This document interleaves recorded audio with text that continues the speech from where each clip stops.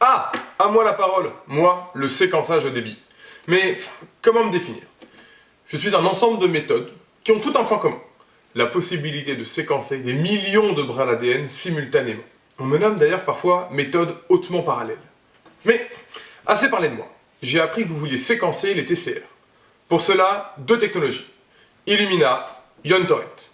Voici la première, Illumina. Pour séquencer l'ADN de vos TCR, on va bien entendu diviser l'ADN de nos lymphocytes T en de multiples fragments. Ça s'appelle la fragmentation. Maintenant que cette étape est faite, nous allons passer à ce qu'on appelle la génération de clusters. Elle a pour but d'obtenir un grand nombre de copies de nos différents fragments. Pour ce faire, on va incorporer de part et d'autre de nos brins deux amorces, A et B. On aura donc des brins AB. On place ensuite ces brins AB sur une plaque, mais pas n'importe quelle plaque. En effet, elle possède des séquences A', complémentaires de A, et B', complémentaires de B. On bloque l'hybridation B', on obtient alors uniquement des brins accrochés par leur hybridation A', A. On ajoute ensuite des polymérases, nous permettant de synthétiser des brins d'ADN complémentaires. Ces derniers sont donc directement fixés à la plaque par A', on lave alors les brins AB, et on n'a plus que des brins A'B fixés solidement à la plaque par leur amorce A'. Bravo! Vous avez réussi à suivre la première étape. C'est la plus difficile. Maintenant, accrochez-vous, on continue. Maintenant que l'on a des brins fixés, on va pouvoir les cloner exponentiellement. Comment faire? On libère les extrémités B et B' qui vont alors s'hybrider. On aura alors des fragments d'ADN qui formeront des ponts, des bridges pour les plus brillants d'entre vous. D'un côté, ce brin d'ADN sera directement fixé à la plaque par son extrémité A'.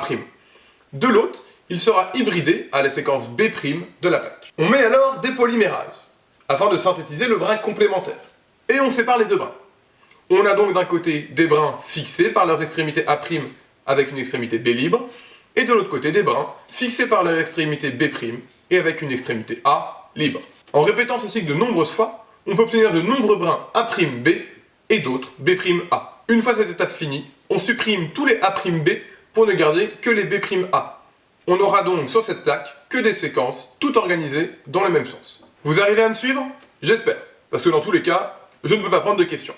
On a fini la première étape, la génération de clusters. Maintenant, place au séquençage. Notre séquençage est un séquençage par synthèse.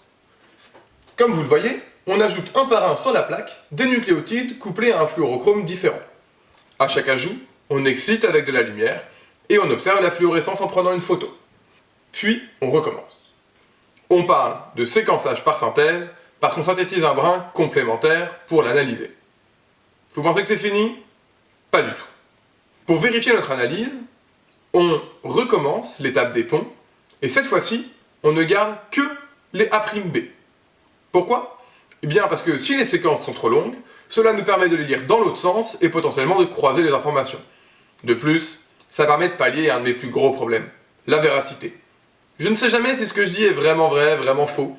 Du coup, en faisant deux fois la même expérience, j'aurai une information fiable. Bravo, vous êtes maintenant incollable sur Illumina. Laissez-moi vous présenter la deuxième technologie, Ion Torrent.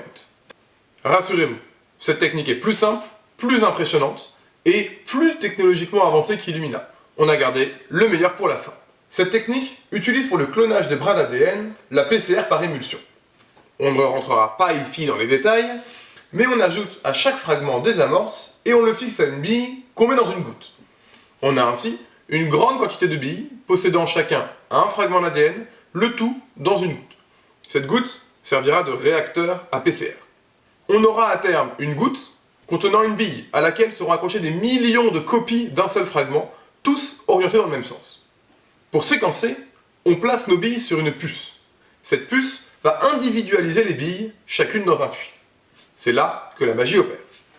On ajoute dans chaque puits un type de nucléotide, et on regarde s'il a été incorporé. On lave, et on recommence avec un autre nucléotide. Je suis étourdi, j'ai oublié de vous expliquer comment mesurer l'incorporation des nucléotides. On mesure l'infinitésimale variation de pH liée à la libération de protons lors de l'hybridation. Ainsi, si le nucléotide est incorporé à la suite du brin complémentaire, on aura une variation de pH qui sera mesurée. Chaque puits comporte donc un pH mètre sous forme d'un semi-conducteur. On appelle ce bijou de technologie un séquençage par semi-conducteur. Si on récapitule, on a donc Illumina, qui permet de dupliquer l'ADN en formant des ponts, et qui permet de séquencer grâce à la fluorescence. De l'autre côté, on a Ion Torrent, qui permet de multiplier les fragments d'ADN par les réacteurs à PCR, et qui séquence via la mesure du pH.